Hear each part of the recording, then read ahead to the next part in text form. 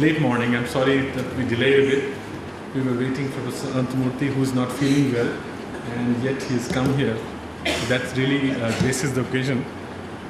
The Foundation Day lectures is a tradition which was started some time ago, and we are continuing with the tradition. My role here is only to be an anchor person, and we are really between two giant scholars. One is an author, another is a reader and interpreter. And therefore, instead of taking much of your time, to begin the celebrations, I would request Aditi to come and sing the invocation.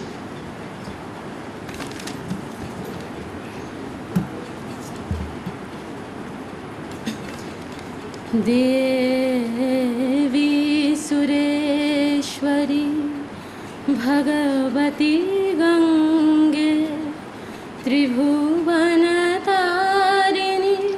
तरलतरंगे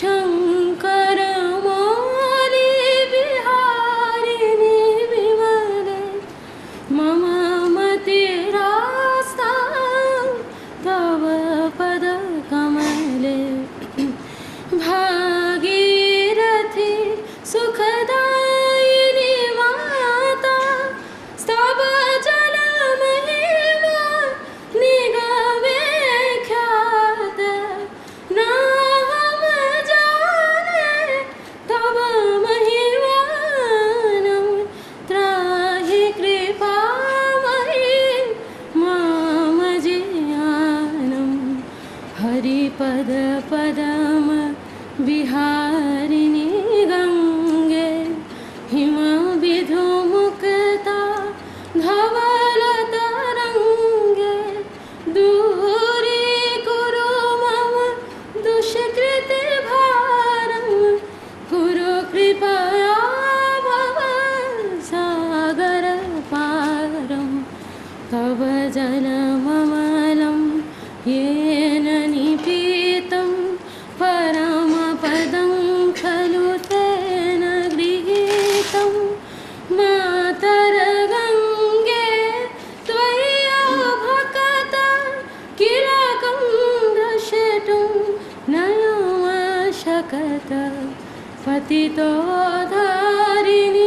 Jahnavi गङ्गे खण्डितगिरिवर मण्डितभङ्गे भीष्मजननी गुरु मुनिवर कन्ये पतितो निवारिणी त्रिभुवन धन्ये कल्पलतामिव फलदां लोके प्रणमते yes त्वां न पतति शोके पारावार बिहारिणि गङ्गे विबुध मधुकृत तरलापाङ्गे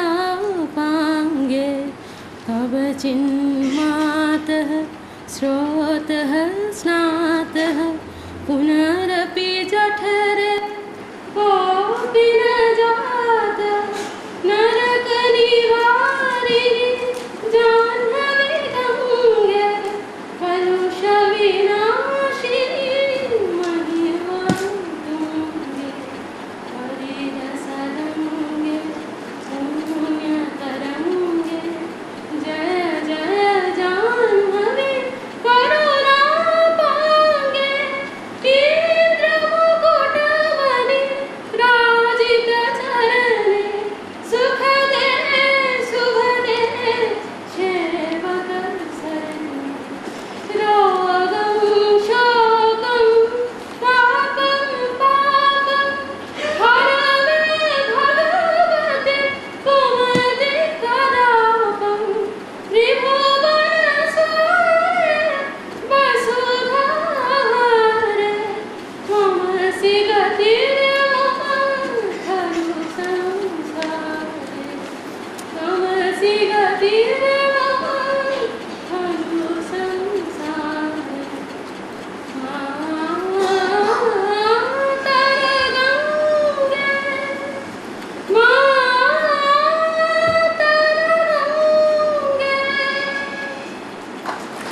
the rivers, the mountains, the land, the people, they are all linked one with the other.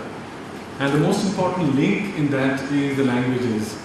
It's the languages and the literatures that really tie us together.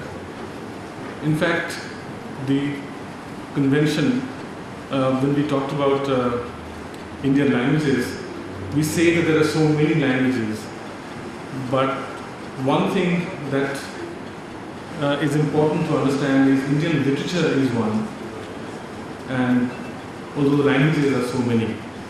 And who can be the best person to inaugurate this celebration of languages than Professor Anantamurthy?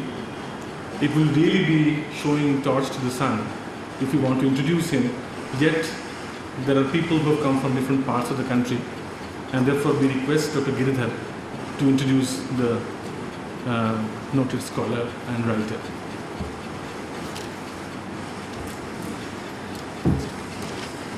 Thank you, Professor Singh. One could take either of two positions about Professor Anantamurthy. One could say that there's nothing much to say about him because he has such a profound personality. And the other is that one could say that there's nothing much to say about him because he is part of public awareness. He is part of the public law. Yet what I'll try and do is to negotiate a middle ground between these two and say the following. There is a two-member set of philosophy that guides Infosys, and that says powered by intellect and driven by values. And I think this aptly sums up Anantamurthy's life and his personality, that his life has been relentlessly powered by intellect and relentlessly driven by values. Now, I don't have to say anything about his intellectual mettle. I mean, those who think otherwise, who have reservations about his intellectual mettle, are not in their senses. And the facts, of course, I can lay out before you. He was a professor of English in the University of Mysore. Then he went on to become the VC of Gandhiji University, Kottayam. Then he became the chairman, MBT. Then he was the chairman, Sahitya Academy. And then Dean of Humanities in Mahe, Manipal Academy of Higher Education, and so on.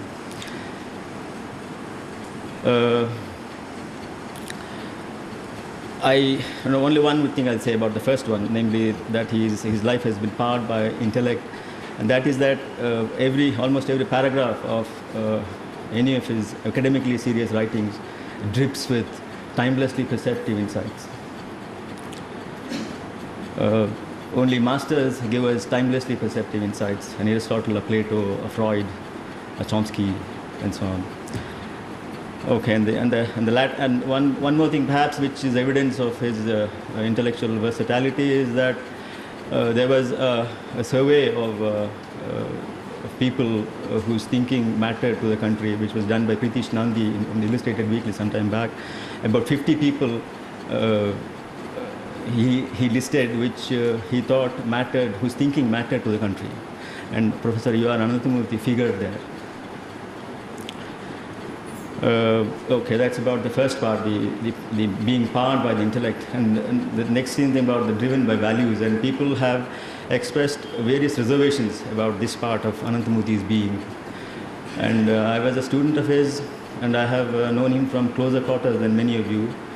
And I'll illustrate some incidents which perhaps illustrate the value-driven nature of his being. He was in Birmingham in 1962-63, where he went to do his PhD. He was the only Commonwealth scholar in that year from humanities, and the professor there said that you Indians are weak in phonetics. Why don't you do phonetics? You know, the kind of thing that Bansal did and Nagamara did, and things like that. And Anantamurthy said, Anantamurthy put his foot down and said, no, I'll do whatever I want to do about literature, and if he insists on doing a PhD in phonetics, I quit. And he would have quit and come back to India. This many of us don't do. And especially after the Iowa success, where he was rated among the best writers in the Iowa Writers Program, International Writers Program. He could have landed a professor's job in literature anywhere in the US. But he didn't do it. And if he had done that, he would have by this time become a billionaire, a multi-billionaire. But that's not what he did, because he has other concerns. He thinks money is a necessary condition of life, but not a sufficient condition of life. And in one of the characters in his novel, I don't know which novel, the character says something like, I'll show my backside to wealth, or to the arrogance created by wealth.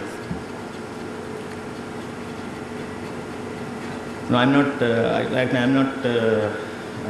easily impressed by people in what they say. I had an opportunity, somebody asked me to speak when Ramanujan passed away, and I said no, because I didn't rate Ramanujan very highly as a human being. I mean, I should not say these things perhaps, but I'm saying this because to vouch for the genuineness of whatever the assessment I'm doing. There have been very unnecessary, unseemly controversies about him, about the dollar colony thing, that J.H. Patel gave him a house in dollar colony which he shouldn't have. But these are not things which we should be doing, I think. Here's a man with great creative energy in him, and what we should try as a thinking society is to maximize the possibility of the externalization of his creative energy.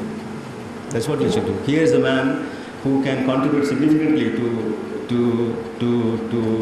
the ambience around him, even as he explores himself. And as a society, we should facilitate the externalization of his creative energy. Instead, we say dollar colony thing, you have a house, and he's not a Ramana Maharshi, he's not a Gandhi. He is a thinker who can contribute significantly to the landscape around him. We are not expected to, you see what I'm saying? I just remember an anecdote which Niraj Chaudhary is gone on record as saying that he is very poor, he was very poor and he didn't afford a champagne. And to his surprise, he found a bottle of champagne at his doorstep the next day. You see, we should be living in such a society where people facilitate the externalization of creative energy of such people. I'm happy that I have had this opportunity to speak about him. I was a student, and I wish him 50 more years of active life and contribution to his environment. Thank you.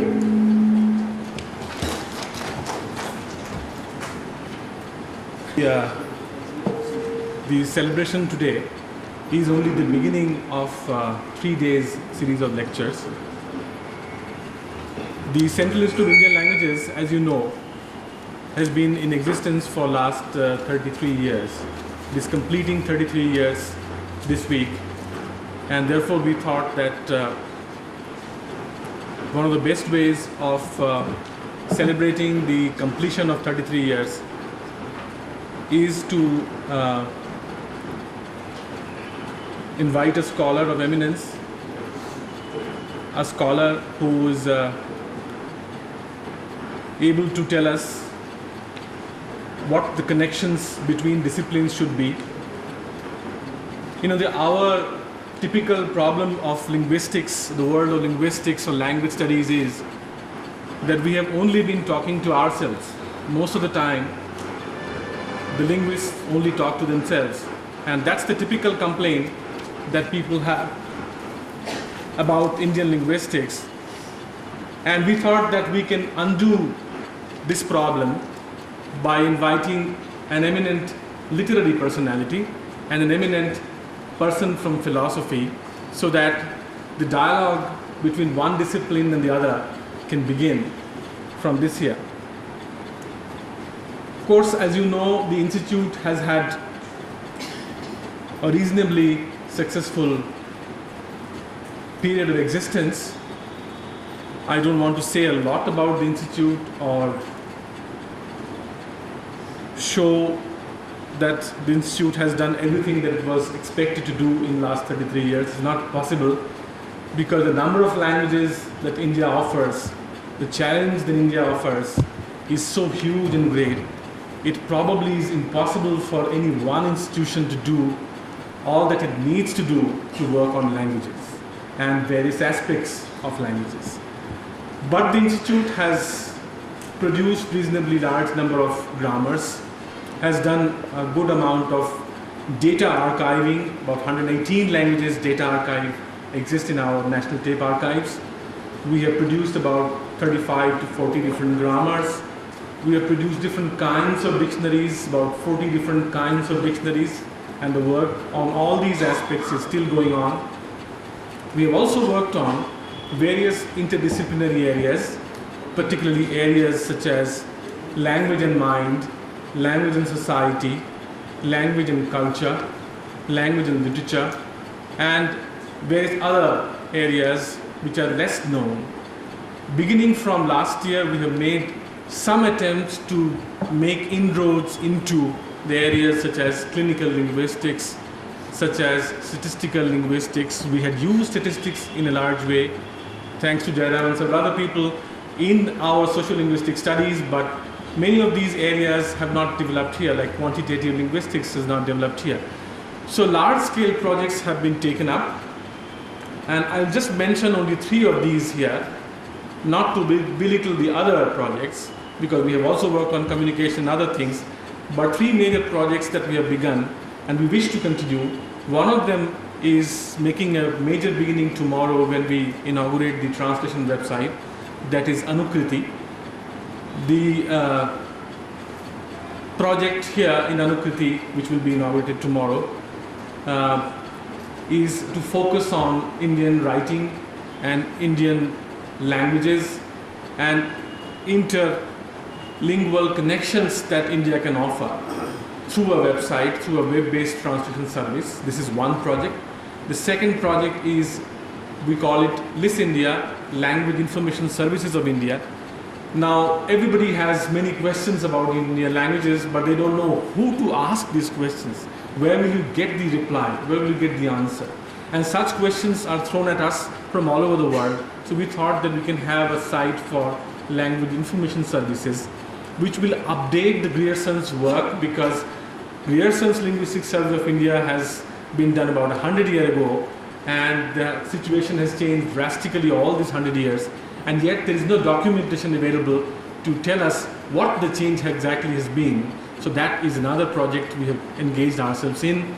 The third major project is that we will come out sometimes end of this year or beginning of next year with series of online language teaching programs in at least 4 or 5 Indian languages to start with, and then in other languages. So these are the 3 things that we wish to do, 3 new things that we have been asked to do by the Planning Commission. And also with this series of lectures and Foundation Day celebrations, we thought that we are also announcing in a way what new things we would do.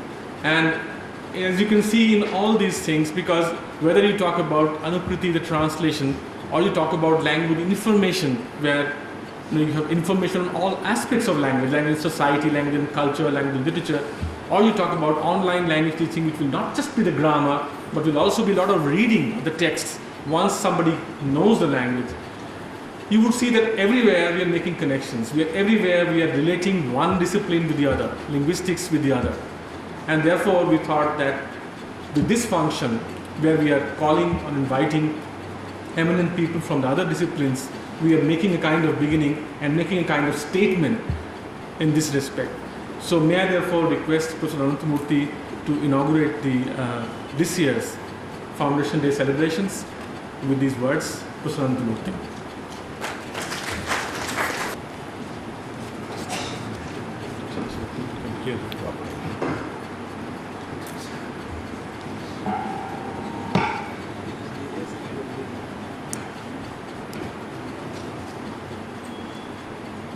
Udaya Narayana Singh, Professor Chakraborty, Dr. Giridhar, and I have so many dear faces here. many of whom I have known for these 33 years. This is a new building for me, but I used to frequent you in the other building. And I still remember 33 years ago when Pattanayak came to Mysore. Mysore is a very, very Mysore thing, you know.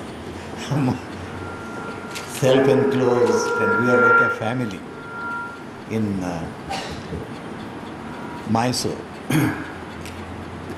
I remember when I was a student, if an American woman came and walked on the streets, everyone would stare at the woman. Something new, Mysore. And also Pattanayak was new to us. Somebody, as we always think, from the north. But Pattanayak became very dear to all of us. And I remember, there was not a week when we didn't go and eat with him or have tea with him, meet others from other parts of India. So, Central Institute of Indian Languages became really a place where the rest of India met. So it was like Mysore getting the whole country into Mysore. It was a very important institution. But it lost its glamour. And Pattanayak was really good at building up that glamour, for he had many other capacities. My linguistic friends used to tell me, it's very rare for a linguist to have that kind of an ability. Linguists are just linguists, talk to themselves and talk to people, the other linguists. But Pattanayak was not like that. But I think there is something which has happened to the institute when Udaya Singh came here. I was in your university when you came here. I went there as Radhakrishna professor for 3 months, and almost everyone talked to me about Professor Udaya Singh, how they miss him. There are certain things which cannot be done any longer in the comparative literature department there because Udaya Singh has come away here. So I knew that he will be an asset for us, and I am glad he is here and thinking of many other areas of cultural interest. We would like you to become one of us and learn some Kannada also because you have so many languages and become truly a part of Mysore.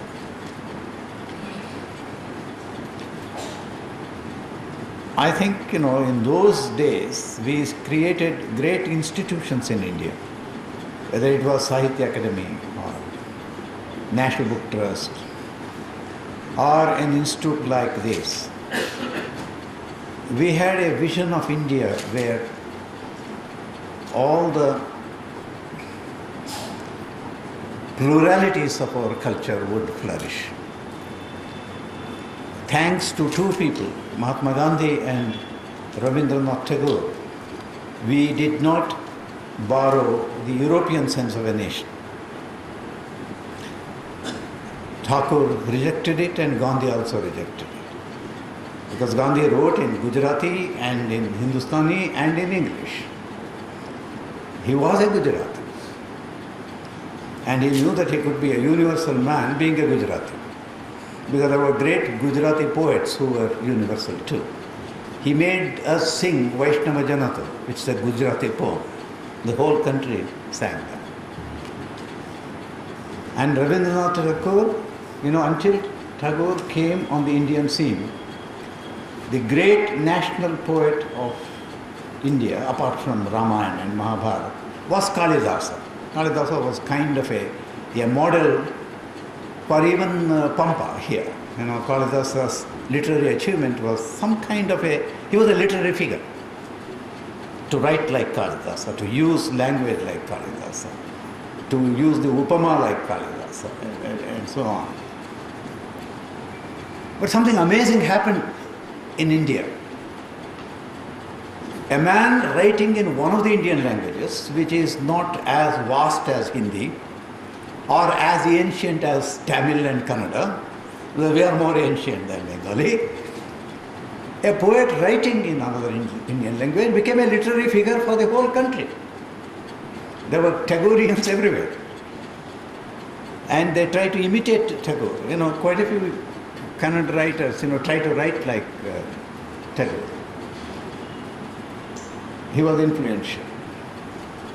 So that was a great period in India when a writer from one of the Indian languages, not known for its vastness of number or that it is ancient, but because of the achievement of people like Bankim and others, being read everywhere and Tagore becoming a kind of a national poet, not declared by any government but by the people. We had learned how to celebrate our diversity. Recently, something wrong is happening in India now. We have again begun to want to have a strong nation, a centralized nation. So if you want to have a strong nation like Europe has, you have to have one language, one religion, one race. So all our communal and fascist tendencies come from that kind of a sick desire to become like a European nation. I hope we just give it up and celebrate our pluralities and not worry about it, because do you know how I understand unity in diversity? It has become a cliche, but there is some truth in that. The truth is this: if somebody comes on the scene and overstresses unity, then we will say we are diverse. Don't overdo that. Kannada has its own culture, its own history, its own distinction, and its own way of speaking against the Upanishads, because our Allama is not like any of your great Sanskrit theoreticians. We have a unique tradition. So if you overstress this unity, we will say that we are diverse. But if somebody overstresses diversity and says we have nothing to do with the others, then we say no. From there to here, it is the same culture. I mean, I would say, make both these statements within 2 minutes without even knowing that I am contradicting myself. This is one of the amazing things about talking about India. And that it depends on who is your adversary. If your adversary is a diversity extremist, you become a unity man. If he is a unity extremist, you become a diversity man. So too in our relationship with the West. When I became president of the Sahitya Sammelan this time, I talked about 3 great hungers which have worked on the Indian consciousness in the last.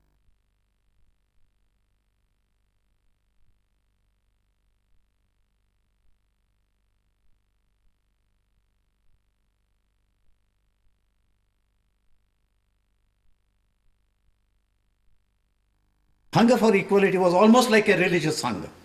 There was something else also along with these two, a hunger for modernity. I find it in the best of minds. Mahatma Gandhi was very fond of English literature. And Tagore would get restless if somebody overdid the Indian thing. He would say, don't overdo it. We need to. And in Karnataka, one of our great poets, Kuvempu, said that among Saraswati's gifts, the 26 alphabets of the Indian language, English language, are also a gift. So we could combine these 3 hungers, so for equality, for spiritual quest, and for modernity. But with now, I think the hunger for modernity has overtaken every other hunger. It has become sick, and we may land ourselves in creating two countries, one the English-speaking India and the other speaking all the other languages, which is not good for this country. Certainly it is not good for those who can speak only English, because if they are waiting to leave the country and go abroad and settle down, okay, but within the country they will have problems, of adjusting and so on. Not good. That's why an institute like this should be able to make India a great nation where every language can be empowered. Empowered in such a way that it can deal with even the modern times. Our languages have been empowered with, you see, for instance, in English you could hardly say anything philosophical. We had an Allama here who could say anything that could be said philosophically in any language of the world. But it's only with the beginning of technology, etc., things have changed. So now we have to accept that challenge also and make these languages, and also have all these countries enjoying a certain freedom within themselves, and at the same time be united with the rest of India and the world. CIIL can work towards that. Just a few days ago, the BBC World Service wanted frantically to contact me. They left so many messages saying, we want to talk to you. I didn't know why they wanted to talk to me. And then some senior person said, is it true that you have made Kannada the language of primary education in Karnataka? I said, do you use English for primary education in England? I said. Do the French use French for primary education in France? I said, of course. I said, of course, in my case too. Somewhere I got so angry that such a question could be asked. But suddenly I knew my own neighbor doesn't want his child to be taught in a Kannada primary school. There was no point in getting angry with that man. And he immediately saw my point and he said he supported me. But it would have taken longer for me to get my neighbor to support me, you see. I do not know how you will tackle a situation like that in India now, where I think this may be happening in Bengal also.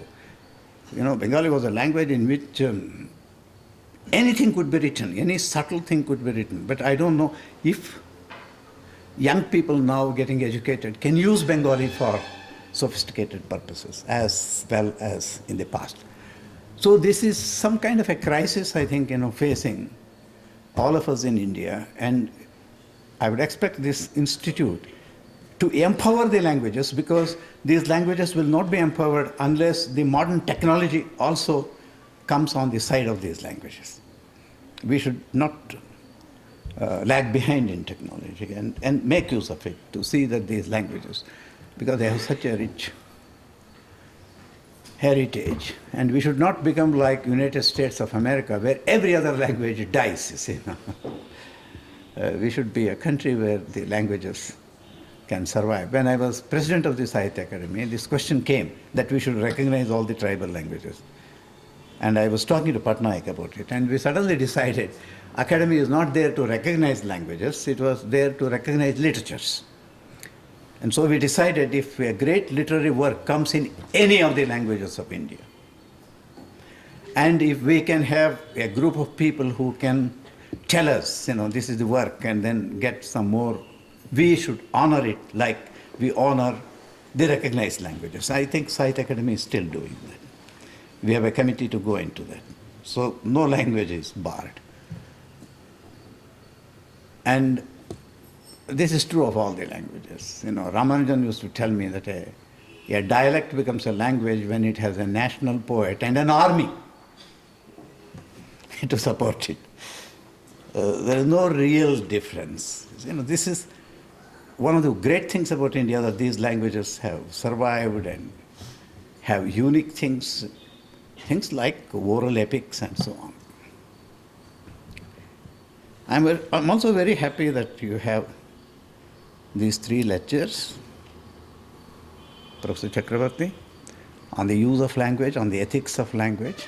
I'm not going to speak after him, and so may I make just a remark or two, on what. See, when we were younger and being trained as literary critics, a sentence of Dr. Johnson had made a great impact on me. He said, "Not dogmatically, but deliberately." That's the phrase which we like. He meant, I don't speak, dogmatically, but deliberately.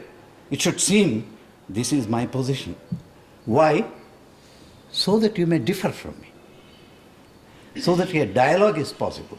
Not dogmatically, but deliberately.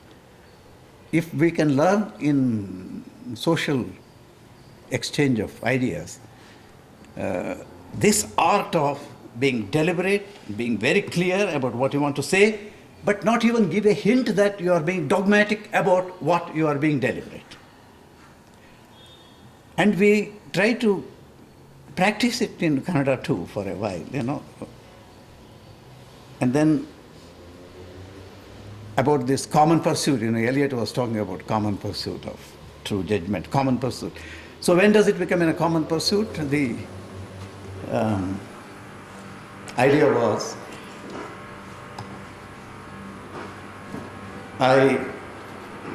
if I talk to you, Professor Chakraborty, I say, I've read this poem, I think the poem is this way.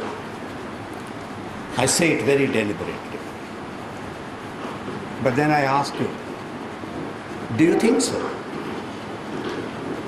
Then you see there are quite a few points in which you agree, but crucially you disagree also.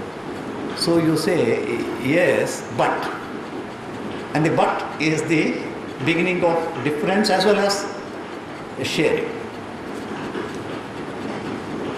It's not dogmatic but deliberate. This has been possible even in the past. Quite a few great vachanakaras use language with, you think it's some kind of a vehemence, but it is not vehemence. And it is not even spoken to others. Ideally, many times you feel we have overheard the poet. He has not spoken to us directly, but we have overheard. Part of it he has told himself. It's not merely me. And I think, many times a sentence gets that kind of assent from us. If we get a feeling that it is not merely you are saying it to me, but you are saying it to yourself. There should be a part, a monologue part of it. Otherwise, it becomes like Hitler lectures. At the other end, it's all for others, nothing for myself. You are going to have, I am very sure, wonderful lectures on this whole question of ethics of language. I wish I were there for the next 2 days, but I didn't plan it so I will have to go, and I beg your forgiveness. Thank you. Let me wish you all an excellent institution under the guidance of Professor Shri.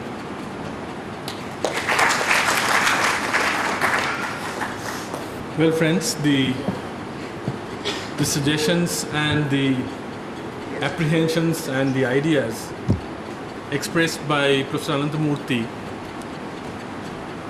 I think what he said is very crucial, that in language policy matters, there is a lot to think about. The language of education, the medium of education. We also have to think very carefully about the connections that we make between one language and the other language, how a person who writes in a language which is spoken in a remote corner of India can become internalized by the other people. When I was in Andhra Pradesh, Hyderabad for 14 years, a lot of people expressed surprise that Bankim Chandra was actually not a Telugu writer. Because what they knew was that Sharat and Bankim are Telugu writers because they have grown up with those people. And that's true.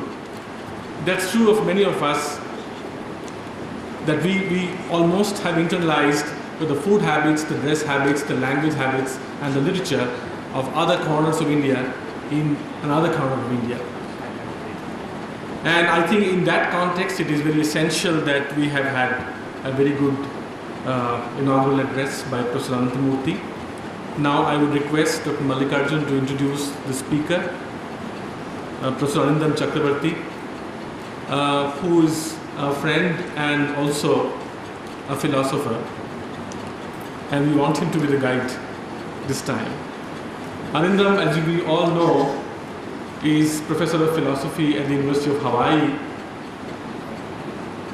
But then he's also a sculptor and a painter and a musician and a poet. We didn't know that. So only some of us know that he's several things in one. And I will ask Dr. Mallikarjun to introduce him.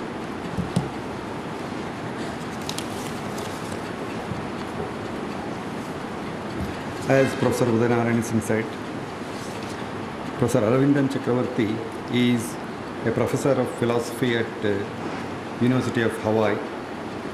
He specializes in the area of Indian philosophy, metaphysics, philosophy of language, and comparative philosophy. Professor Chakraborty received his doctorate from Oxford University, England in 1982. From 1983 to 88, he was a lecturer in philosophy at the University of Calcutta, India.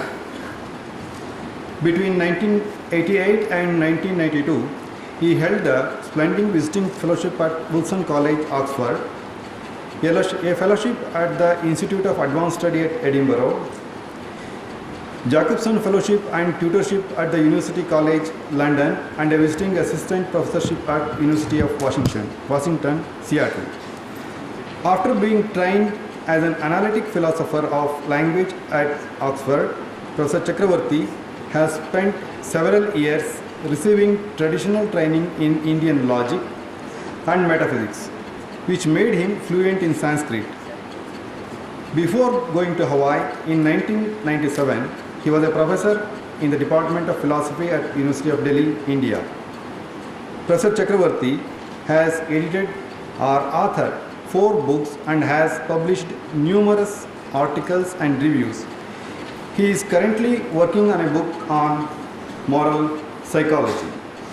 In our institute, for 3 days, he will be giving a series of lectures on ethics of speech. The first lecture is today on verbal virtues and vices, and tomorrow morning at 11:45 he will be giving a second lecture on a right resort or wrong retort, norms of friendly, pedagogical or combinative debate, and the third lecture on 17th at 11 a.m. the bow of Rudra, speech and violence in the Vedic cultures. Thank you.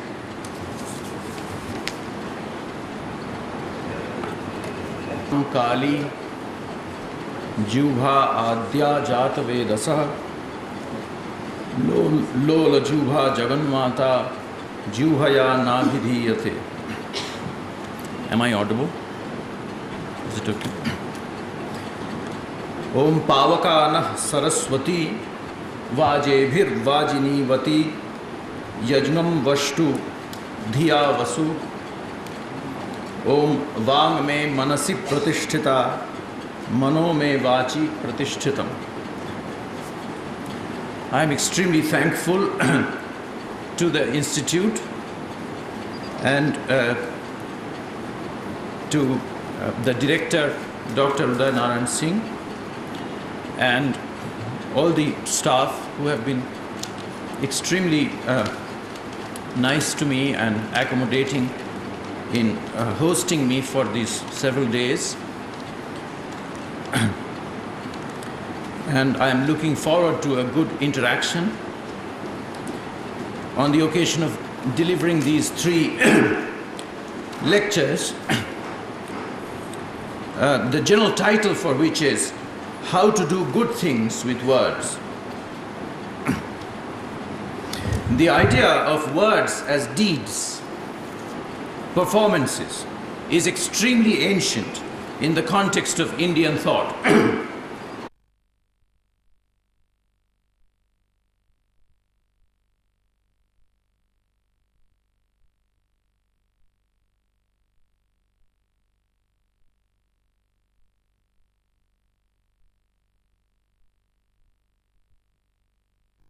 Tantric person in any part of the country, performative speech thus was not just one facet of living.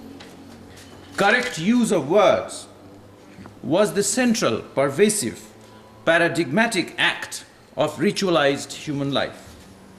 Bad grammar, flawed syntax, rude, crude, or poorly pronounced words brought dire demerit. Well-phrased, well-said prayers, suktam, su-uktam, constituted the core of Vedic piety. Linguistic wisdom, hence, was considered the straight and royal road to prosperity, perfection, and freedom. The normative discipline of grammar and philosophical semantics was expected to cure the blemishes of speech and open the door to ultimate release from all suffering. To quote Bhartrihari, tad dwaram apavargasya vak malanam chikitsitam. It's a therapy. The cosmic centrality of speech is encapsulated in the profoundly puzzling doctrine of Vyahriti, those monosyllabic or bisyllabic primordial words, simply by uttering which the Creator is supposed to have actually recreated those very worlds or planes of existence that those words eternally stand for. The very act of uttering bhuhu, bhuh, constituted making the earth be. Pronouncing bhuvaha was identical with unfurling the middle space. Voicing the name swaha amounted to bringing about the heavens, which the word named or meant. Creation, of course, was just one example of the most important ritual action type, the paradigmatic ethical act of sacrifice. Giving up a possession for the sake of one or more divinities.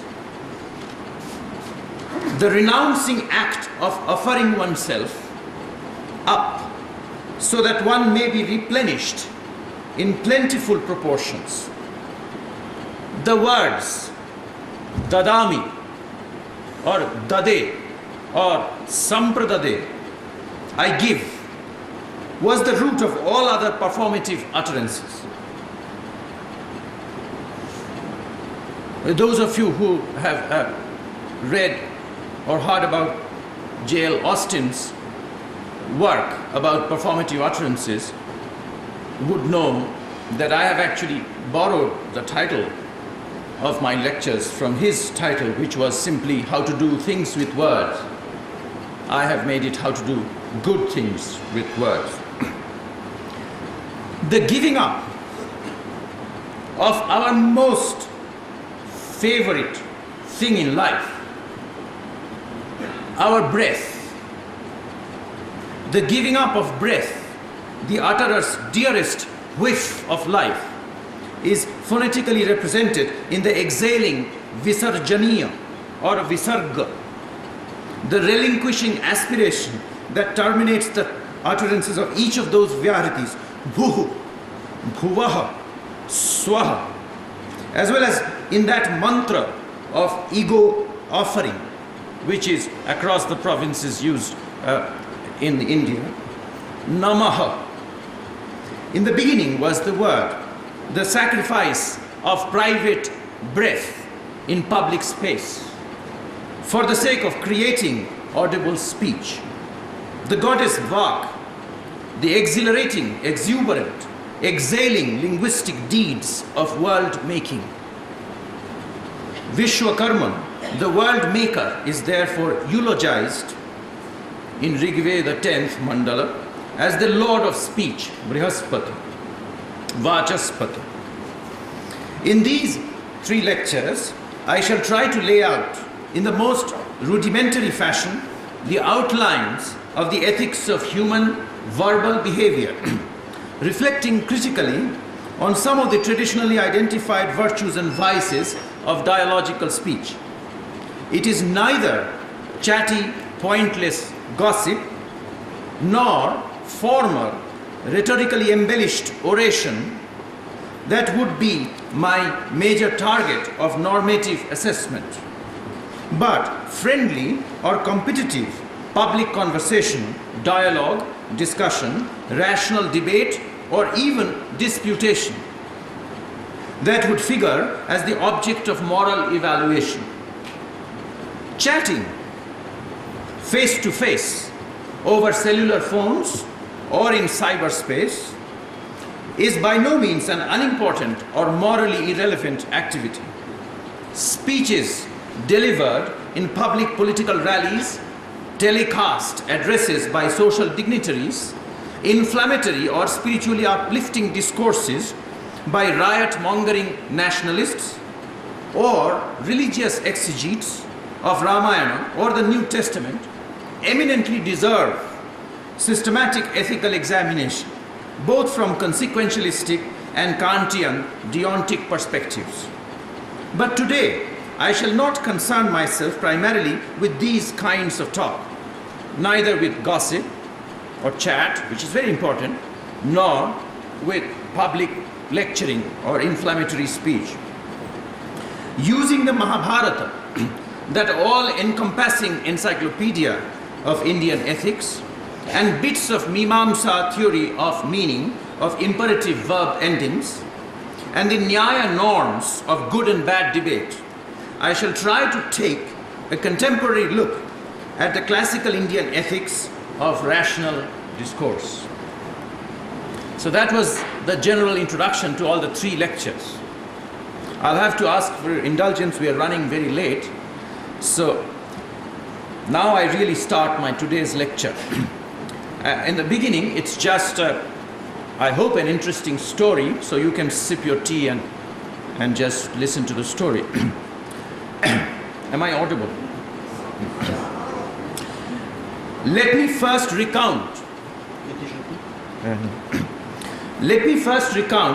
the fascinating story of the exemplary war of words between the philosopher King Janaka and a mendicant, itinerant, woman ascetic, Sulabha.